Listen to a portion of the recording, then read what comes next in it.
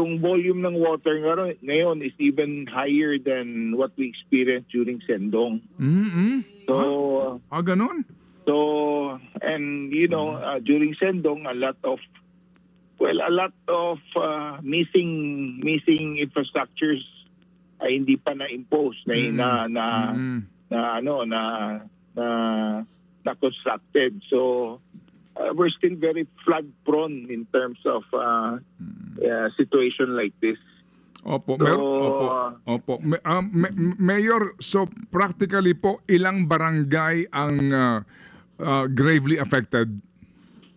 well, a total of 14 barangays as of now has indicated na may mga evacuees sila. So 14, we have 44 barangays here in Iligan. 14 out of 44 is already affected. Opo. You're talking about how many people or individuals or families, Mayor?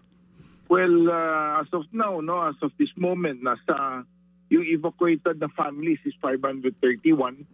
We're talking about around 2,000 plus na individuals. But we're expecting more, no, sir? We're expecting more dahil maaga pa lang. No, Opo. it's just 9:30.